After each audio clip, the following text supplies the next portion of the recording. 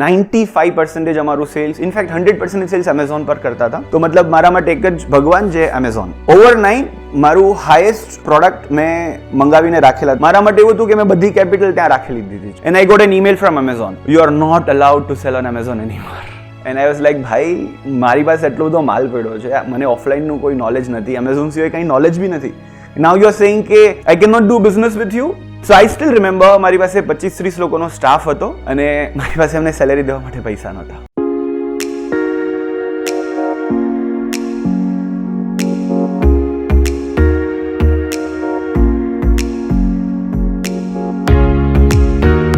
તો બેસિકલી મેં જ્યારે ઈ કોમર્સ સ્ટાર્ટ કર્યું હતું ત્યારે કોઈ ડ્રીમ કે વિઝન નહોતું કે હું આજે જેટલું સેલ્સ કરું છું એટલું થશે. ફ્રેન્કલી સ્પીકિંગ, બેક ઇન 2014-15 અમે પર ડે 10-20 આઇટમ્સ વેચતા હતા. And steel I was very happy કે ભાઈ મને 10-20 ઓર્ડર્સ આવે છે.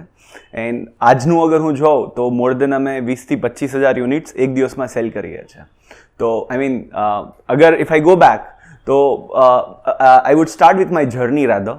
જ્યારે મેં સ્ટાર્ટ કરેલું ત્યારે I was not even aware કે ઈ કોમર્સ કે આવું કંઈ એક્ઝિસ્ટ કરે છે. I was more into event management. મારું main business domain event management હતું. મેં ઘણા ઇવેન્ટ્સ કરેલા છે, કોર્પોરેટ ઇવેન્ટ્સ કરેલા છે, સોશિયલ ઇવેન્ટ્સ થોડા ઘણા કરેલા છે. ત્યારે હું હૈદરાબાદમાં હતો. તો CCL કરીને ક્રિકેટ લીગ હતું, એક સક્સેસફુલ ઇવેન્ટ. પછી 2013માં એમેઝોન લોન્ચ થવાનું હતું ઇન્ડિયામાં. સો એ લોકોની પ્રી લોન્ચ એક મીટ હતી હૈદરાબાદની અંદર, હૈદરાબાદ ઇન્ટરનેશનલ કન્વેન્શન સેન્ટરમાં. અને એઝ અ મેનેજર હું મેનેજ કરતો હતો સાઉન્ડ, લાઇટ્સ ને બધું, અને ગેસ્ટ મેનેજમેન્ટ ને બધું ચાલતું હતું. એન્ડ બિકોઝ એક ઇવેન્ટમાં કોઈ સારા સ્પીકર હતા અને મને હુકઅપ થઈ ગયું, તો મેં મારું કામ સાઈડમાં મૂકી અને સાંભળવાનું ચાલુ કર્યું. તો ધ જેન્ટલમેન સેડ કે ઇન્ડિયાની અંદર હવે ઈ કોમર્સને આપણે લઈ આવશી, આ રીતે ઓર્ડર થાય, કસ્ટમરને ઘરે બેઠા માલ મળી જાય. તો મારા માટે તો એ એક મતલબ આવું કેમ થઈ શકે? બિલીવ મી 2013માં બી હું એટલો ઇન્ટરનેટ અવેર નહોતો. એન્ડ દેન ત્યારે યુટ્યુબ એટલું પોપ્યુલર નહોતું, બટ લોકો બ્લોગ્સ વાંચતા, કોઈ બ્લોગ સ્પોટ પર જઈને રીડ કરતા. તો મને બહુ ઘણું સમજવા મળ્યું કે અમેરિકાની અંદર લોકો ઓનલાઈન ઓર્ડર કરે ને ઘરે સામાન મળી જાય. તો મેં ઘરે જઈને બ્લોગ્સ વાંચ્યા અને આઈ રિયલાઇઝ કે there are unbelievable figures.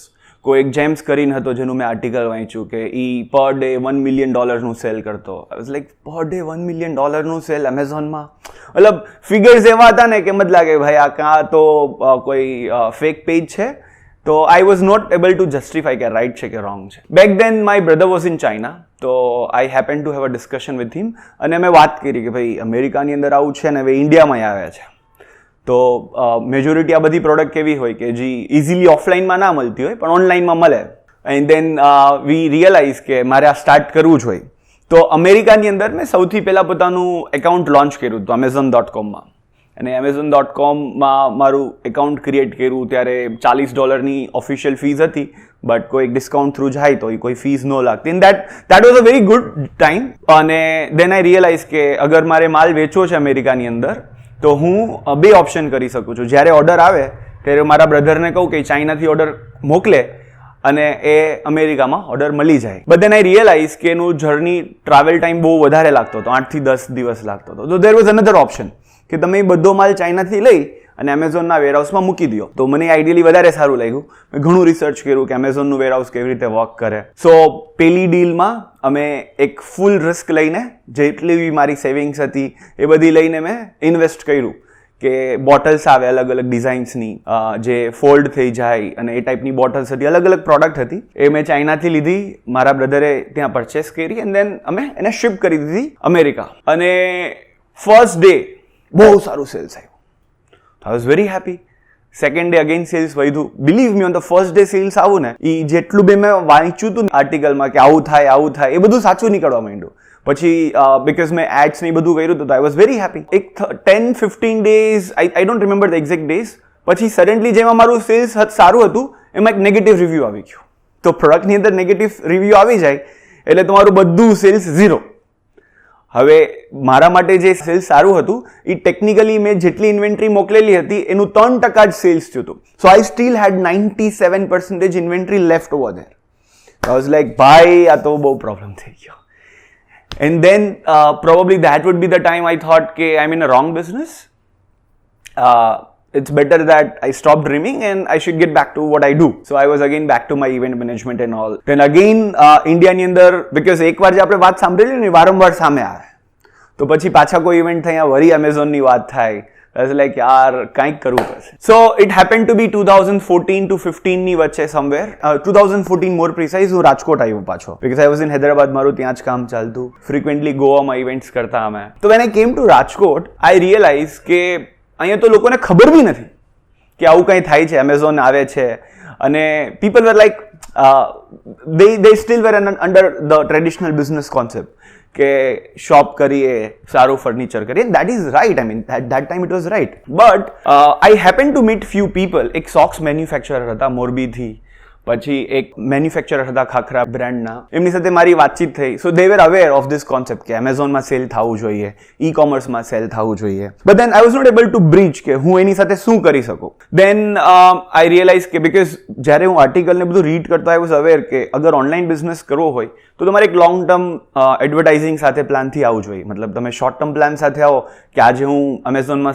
Start કરીશ બિઝનેસ અને કાલથી હું પ્રોફિટ મેકિંગ થઈ જઈશ, તો that doesn't work. So I still remember my brother told મી કે હવે આપણે એવું કરીએ કે ઇન્ડિયાની અંદર પાછો માલ મોકલીએ, જેમ આપણે ચાઇના મોકલ્યો હતો, લેટ્સ નોટ ડુ દેટ, આપણે ઇન્ડિયા માલ મોકલીએ. આઈ વોઝ લાઈક યાર I still don't have a confidence, but then જે રીતે ઇન્ડિયાની અંદર માર્કેટ એક્ટિવેટ થાય છે, let's do it. So there was one more shipment same way ચાઇનાથી ઇન્ડિયા મંગાવ્યું, બટ હવે રિસ્ક મેં ઓછું લીધું હતું બિકોઝ એકવાર એક ભારી એવો ઝટકો લાગ્યો હતો.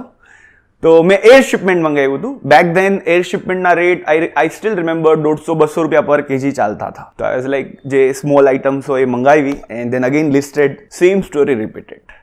માલ લિસ્ટ કર્યો, રિવ્યુઝ નેગેટિવ આવ્યા, અગેન ડેડ સ્ટોક થઈ ગયો જે ચાઇનાથી માલ આવ્યો. તો then I realise I really don't want to do it anymore. And I was still struggling because શું થાય કે જ્યારે તમે કોઈ બિઝનેસ કરો એમાં તમે 100 પીસ મંગાવ્યા હોય કોઈ પ્રોડક્ટના અને 2 થી 3 પીસ વેચાય અને 97 પીસ પડ્યા રહે ને, તો તમને બીજી વાર જે રિસ્ક લેવાનું થાય ને ત્યારે જે 97 પ્રોડક્ટ્સ પડ્યા હોય એની જ સામે દેખાય, બીજું કાંઈ ના દેખાય. કોઈ બી ઓપોર્ચ્યુનિટીઝ હોય એની ના દેખાય. આઈ કુડ બિકોઝ મને બેક ધેન નોલેજ આવી ગયું હતું એમેઝોનનું, હું ઘણી વસ્તુ કરી શકત, પણ મને વારંવાર એક જ વસ્તુ દેખાય because I was very good in to advertising also. તો હું કોઈ બીજા માટે બી ઘણું કામ કરી શકત, બટ બિકોઝ મને જ કન્વિક્શન નહોતું ઈ કોમર્સને રિલેટેડ કે જે પ્રોડક્ટ આવશે એ વેચાશે, એવું મને જ કન્વિક્શન નહોતું, તો હું બીજાને કેમ એડવર્ટાઇઝિંગ કરાવી દઉં.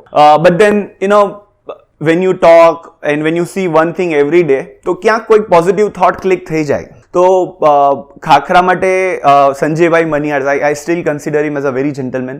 હી is passed away, but then એના પાસેથી ઘણું શીખવા મળ્યું હતું. So we had a very long conversation and he said કે હું ખાખરા અમેરિકા એક્સપોર્ટ કરું છું અને આઈ નો કે because he use to travel there a lot. તો he was very much agreed to my thoughts કે જે આજે અમેરિકામાં છે ને એ કાલે ઇન્ડિયામાં 100% આવશે. તો બિકોઝ હૈદરાબાદ, મુંબઈમાં ત્યાં હજી એમેઝોન સારું એવું અવેર થઈ ગયું હતું, but back in Rajkot it was little difficult. So we restarted, but this time because I had failed twice. 2 વાર માલ મંગાવ્યો, 2 ડેડ સ્ટોક થઈ ગયા. I really don't want to tell you કે એ મેં ડેડ સ્ટોકનું શું કર્યું because it's a nightmare for me as of date. કેમ કે બધું કેપિટલ બ્લોક થઈ ગયું હોય. તો સોક્સ મેન્યુફેક્ચરર, ખાખરા મેન્યુફેક્ચરર, એ લોકો સાથે ઇન્ટરેક્શન થયું and we came to a very good terms. Common terms પર અમે આવ્યા કે હવે આપણે એવું કરીએ, હું સ્ટોક નહીં લઉં ભાઈ, કેમ કે હું બહુ ડરી ગયો છું. લાઈક મારી પાસે એટલી બી હિંમત નથી કે હું 10,000 રૂપિયાનો તમારો માલ લઈને રાખું. સ્પેશિયલી ખાખરા તો એવી પ્રોડક્ટ હતી કે જે એક્સપાયર બી થઈ જાય. તો આઈ વોઝ લાઈક હું બહુ એક્સપર્ટ છું એમેઝોનનો, હું બધું કરીશ પણ હું સ્ટોક નહીં રાખું. તો એન્ડ સમહાઉ બિકોઝ એ લોકોનું બી વિઝન એલાઇન્ડ હતું કે e commerce is a future. તો વી સ્ટાર્ટેડ દેટ વે. મેં ઇન્વેન્ટરી લિસ્ટ કરી એમેઝોનમાં and to everyone surprise there were no orders. Because કેવું થાય કે khakhra, nobody knows what is khakhra.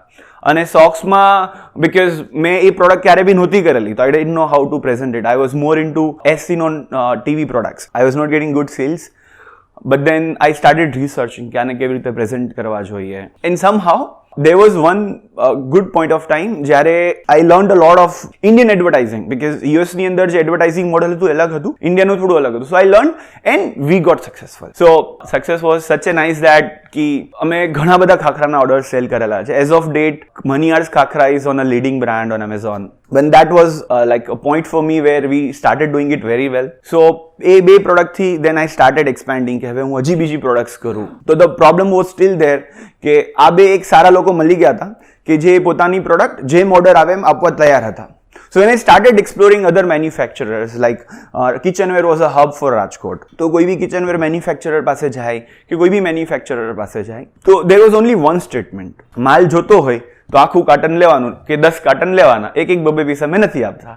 અને એક બબે પીસ જોતા હોય તો અહીંયા દુકાન છે, અહીંયા જઈને મળી જશે. મેં કીધું ભાઈ મારે રોજ એક બબે પીસ જોઈએ છે. But there was no answer to it. તો I'm talking about the back years કે I found that this is a problem. ક્યારેક આ પ્રોબ્લેમને solve Karshi. And I reserve that thing કે મને જેમ પ્રોબ્લેમ છે કે મને એમેઝોનનું નોલેજ છે, ફેસબુક એડ્સનું નોલેજ છે કે વોટ એવર નોલેજ છે એ હું એક્ઝિક્યુટ નથી કરી શકતો બિકોઝ મારી પાસે પ્રોડક્ટ નથી. નોલેજ વોઝ રિઝર્વડ, એક idea back of the mind ચાલતો તો. I don't know how it આજે અમે કેવી રીતે પહોંચ્યા. I will come to that point also. So again we started કે હવે આપણે કોઈ એવા મેન્યુફેક્ચરર પાસે જઈએ કે ચલો રિસ્ક લઈએ અને એક કાર્ટન લેવાનું સ્ટાર્ટ કરીએ. બિકોઝ મારું બે બિઝનેસ સક્સેસ ચાલતા હતા, સોક્સ ખાખરા સારી રીતે વેચાતા. then I started taking a risk again. એક કાર્ટન લેવાનું ચાલુ કર્યું તો સેમ સ્ટોરી. 10 અલગ અલગ આઈટમના કાર્ટન લઈએ, 3 આઈટમ વેચાય, 7 આઈટમ ડેડ સ્ટોક થાય. બે જગ્યાએથી પૈસા મળતા હોય તો એક જગ્યાએ તૂટે તો ચાલે. ત્યારે મારી પર કોઈ જવાબદારી એટલી બધી ખાસ નહોતી કે મારે કોઈ ઘરે પૈસા લઈ જવા પડે. આજે બી નથી લઈ જતો બિંગ એટ ધીસ સ્ટેજ. તો ચાલતું હતું and it was going good. એક ટાઈમ એવો આવવા માંડ્યો તો કોઈ ગ્રાફ હાઈ નહોતો. રોજ ઓર્ડર્સ વધતા ગયા, પ્રોડક્ટ્સ વધતી ગઈ, અમારું સોર્સિંગ વધતું ગયું. So my brother he was in China, તો he happen to come to India. મારું એક નાનકડું વેરહાઉસ ચાલતું હતું ત્યારે 1000 સ્ક્વેર ફીટનું. અગેન જ્યારે મેં સ્ટાર્ટ કર્યું હતું ત્યારે તો 100 સ્ક્વેર ફીટ હતું. મેં 10 બાય 10ની ઓફિસમાં સ્ટાર્ટ કર્યું હતું. તો મારું ત્યારે 10x ગ્રોથ થઈ ગયો હતો. સો my brother was observing me from there and he was like કે તું 10 બાય 10ની ઓફિસમાં શું કરસ, તું તારા ટેલેન્ટને shrink કરસ rather than because you have such a skill, fly to US, fly to Canada and do something over there. તો 10 by 10 ની ઓફિસથી હું 1000 square ફીટમાં આવ્યો હતો. તો at least for me it was an achievement કે મેં 10x ગ્રોથ કર્યો છે. I was getting good orders. Then we sat and we realized કે let's do it on a very serious note. તો we started getting good orders. Then અમે officially બહુ સારું purchase કરવા માંડ્યા ચાઇનાથી. Things were going good. રોજ slowly graph વધતો હતો. We reached 2018 and અમે એટલું સારું સેલ્સ કરતા હતા કે મારે ત્યાં અરાઉન્ડ 25-30 લોકોનો સ્ટાફ હતો અને અમે 95% અમારું સેલ્સ, ઇનફેક્ટ 100% સેલ્સ એમેઝોન પર કરતા હતા. તો મતલબ મારા માટે એક જ ભગવાન છે એમેઝોન. ઓવરનાઇટ મારું હાઈએસ્ટ પ્રોડક્ટ મેં મંગાવીને રાખેલા હતા. આઈ still don't remember the figures, but મારા માટે એવું હતું કે મેં બધી કેપિટલ ત્યાં રાખેલી દીધી છે. And I got an email from Amazon, you are not allowed to sell on Amazon anymore. તો મતલબ એવું થાય ને કે તમે કોઈની ઉપર આખા દિવસ ડિપેન્ડન્ટ છો અને સડનલી તમને કે મારે તારી સાથે બિઝનેસ નથી કરવો. એન્ડ આઈ વોઝ લાઈક ભાઈ મારી પાસે એટલો બધો માલ પડ્યો છે, મને ઓફલાઈનનું કોઈ નોલેજ નથી, એમેઝોન સિવાય કંઈ નોલેજ બી નથી. નાઉ યુ આર સેઇંગ કે I can not do business with you. So I had nothing to say. I fought with them. I wrote an email. There was only one reply: as per our policy, you are not allowed to sell on Amazon. There was a reason. I mean, I still believe that it was never my fault, but then I could never prove it, and I don't want to look at it. Because I call it as an opportunity. I really call that as an opportunity because so I still remember મારી પાસે 25-30 લોકોનો staff હતો અને મારી પાસે એમને salary દેવા માટે પૈસા નહોતા. because every day એમેઝોનમાં સેલ્સ કરીએ, વીકલી એમેઝોનનું પેમેન્ટ આવે, લોકોને સેલેરી આપતા હતા અને ક્યાં ફેસ પર સ્ટાફ પાસે જઈને કહું બી કે સેલેરી નહીં થાય. તો મેં અને મારા બ્રધરે હી વોઝ વેરી હેલ્પફુલ. તો એને કીધું કે આપણા જે બી એસેટ્સ છે એને આપણે થોડા રિઝર્વ કરીએ ને let's do it, let's not bring a face where we don't want to let our employees know that we are a failure. And then somehow we were doing it. But then I realized કે why do I be dependent on someone, only one? And that was a day I realized કે let's do it, let's multiply the dependency. And that multiplication has brought me today that we have more than 10,000 people who buy from us. Either they sell it on Amazon or they sell it on their own websites, they sell it on Flipkart, Meesho, anywhere. And today, if I compare with the day, so at that point of time, my dependency was on Amazon was almost 90 to 98%. And today, it is hardly 10% where I'm directly selling on Amazon. So this all happened with a concept called dropshipping. We started a dropshipping business and that's a very good model. It's a very asset light model. I hold an inventory, અમે બધો stock અમારા વેરહાઉસમાં રાખીએ. જેમ મને 2014-15માં અમેઝોનનું બહુ knowledge હતું, એડ્સનું knowledge હતું, પણ હું બિઝનેસ નહોતો કરી શકતો બીકોઝ મારી પાસે પ્રોડક્ટ નથી. So we solve that problem as on date. આજે જેની બી પાસે નોલેજ હોય, because we have lot of people. I have my clients whose age is 18 years, whose age is even 15 years. એ લોકો Shopify ads કરતા હોય, Facebook ads કરતા હોય, Amazon ads કરતા હોય. They do more than 1,000 orders a day. Believe me, they do more than 1,000 orders a day. એ લોકોને orders લઈ આવવાના છે. We take care of their responsibility. અમે એના orders pack કરી દઈએ, એના કસ્ટમરને courier બી કરી દઈએ, અને white label મોડલમાં. તો now, as on date, we have lot of clients and we have only dependency on our people who have a trust on us. And this trust we have built up with one statement which I strongly believe on. I keep on doing a partnership with everyone. So my dropshippers, people who sell on Amazon, I'm a partner to them. And our partnership model is not 50-50. It's 40-60. Yes, it is a 40-60. And this ideology I have, like, it has been there in my mind कि अगर હું કોઈ સાથે કામ કરું તો it should not be win-win. It should be 40% my win and 60% it should be his win. And with this thing, I've realized that people have got a faith on Deodap, our brand Deodap. And what they've done is that they have started advertising everywhere. Once they get an order, they know કે જે એમનું back support છે Deodap, it's strong. એના order pack કરશે, કસ્ટમરને મોકલી આપશે. And with this we have as of today capacity of fulfilling around 25,000 units a day. We have got a warehouse of 50,000 square feet in Rajkot. We have partnered with 62 franchise, like who are known as a Deodap franchise, but we call them as a Deodap partner. So we have 62 branches pan India, and we have 10,000 people, 10,000 companies who sell anywhere. It could be a housewife, it could be a core hardcore businessman કે જે online business કરે છે, but એની પાસે inventory નથી. એ inventory અમે hold કરીએ છીએ, and then we fulfill that. So that's all about me, and we have a long way to go. We have a long dream to finish. We feel that there would be a time where marketing on India is going to be huge, like there will, the way it is in USA right now, it's going to be huge, and we will be one of the highest contributor of it. So that's all. Thank you so much.